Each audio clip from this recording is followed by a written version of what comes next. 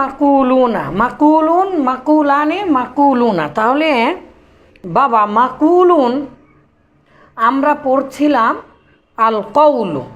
আল কৌলু মানে কি? বলা। আল কৌলু মানে কি?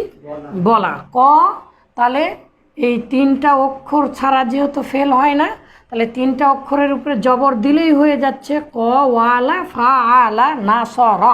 নাসর এন শুরু থেকে। তাহলে ক, ওয়ালাকে আমরা কি করেছিলাম মনে আছে? হ্যাঁ, মোতাহারক যুক্ত বা হরকত যুক্ত ওয়াও অথবা ইয়াটা ফাতার পরে কোনো কিছু দেখতে হবে না, ফাতার পরে অবশ্যই আলিফ হবে। এই জন্য আমি আলিফ করে কলা বানিয়ে দিয়েছি। তাহলে কলা। ইয়াকুলুটাও আমরা দেখেছি, ইয়াকুলু মূলত ছিল ইয়াকভুলু। তাহলে ওয়াও মোতাহারক, তার পূর্বাক্ষরে হরফে সহি সাকিন, ফলে আমরা কি করে দিয়েছি? ইয়াকুলু করে দিয়েছি। একেবারে খাপে খাপ মিলে গিয়েছে। ঠিক আছে, ইয়াকুলু আমরা করে দিয়েছি, মূলত ছিল ইয়াকভুলু।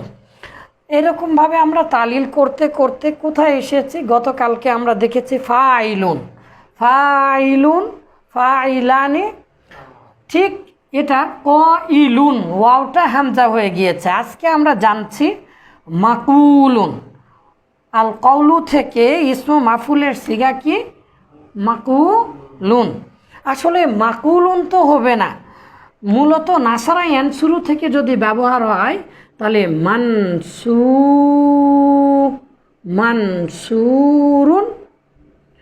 মাকবুলুন, মানসুরুন মাফউলুনের ওজনে।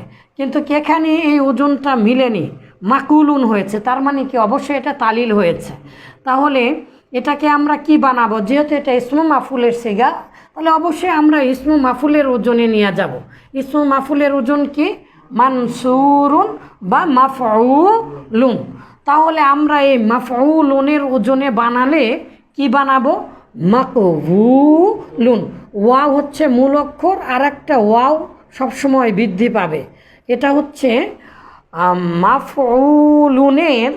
মাফউলুনের এই ওয়াওটা মূলত ইসমে মাফুলের চিহ্ন, ইসমে মাফুলের আলামত। মূলত ইসমে মাফুলের কারণেই এই ওয়াওটা বৃদ্ধি পায়। যেমন ইসমু ফাইলে কি বৃদ্ধি পেয়েছে? ফা এবং আইন কালেমার মাঝে আলিফ বৃদ্ধি পেয়েছে, এটা হচ্ছে ফাইলুন এই ওজনে।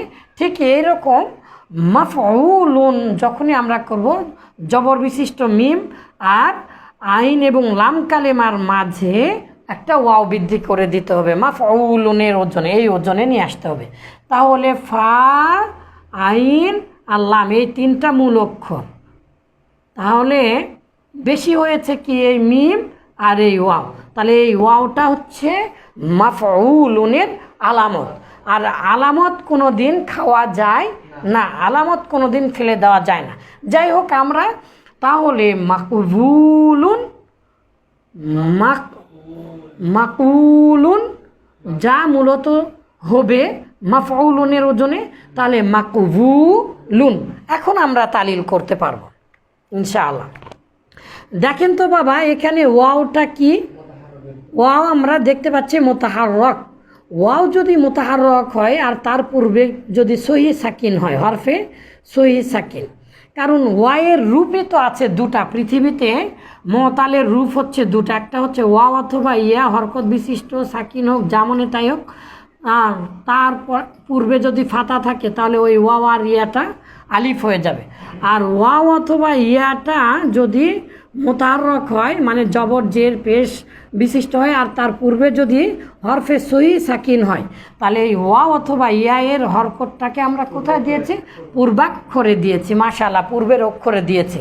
তাহলে এখানে আমরা দেখতে পাচ্ছি ওয়াওটা মোতাহাররক, আর তার পূর্বে কি আছে? হরফে সহি সাকিন। তাহলে আমরা কি করতে পারি? ওয়াইয়ের হরকতকে আমরা পূর্বে দিব। যখনই আমরা ওয়াইয়ের হরকতকে পূর্বে দিলাম, এই পেশটাকে কফের উপরে দিচ্ছি, এই যে, তখন এখানে পেশ নাই মানেই তো সাকিন হয়ে গেল, তাই না বাবা? তাহলে মাকুলুন, তাহলে কি হলো? এই যে মাকুলুন, কি হলো? মাকুলুন। তাহলে আমরা জানি আরবি ভাষায় পৃথিবীতে কোনো দিন দুটা সাকিন একত্রিত পড়া যায় না, সাধারণত প্রথম কাঠটা বিলুপ্ত করতে হয়। তা অনেকে বলেছেন ওল আলামাতুল্লাহ তহজাব, মানে আলামত কখনোই হজফ করা যায় না, বিলুপ্ত করা যায় না। এগুলো আমরা পরে কায়দা সহ জানবো ইনশাআল্লাহ। তাহলে মাকু, এখন যেহেতু দুটা ওয়াও একত্রিত হয়েছে, দুই ওয়াইয়ের উপরে সাকিন, তাহলে এই ওয়াওকে বাদ দিলেও যে কথা হবে, লাইন নাম কদু, এই ওয়াওকে বাদ দিলেও সেই কথা হবে। কিন্তু আমরা প্রথম ওয়াওটা এতদিন ধরে কি করেছি বাবা, প্রথম ওয়াওটা বিলুপ্ত করেছি, মাশাআল্লাহ। তাহলে প্রথম ওয়াওটা যদি বিলুপ্ত করে দেয় থাকলো কি, তাহলে মাকুলুন। এই যে মাকুলুন পেলাম, এই মাকুলুনই মূলত এই মাকুলুনই মূলত কি, এই মাকুলুন। তাহলে মাকুলুন, মাকুলানে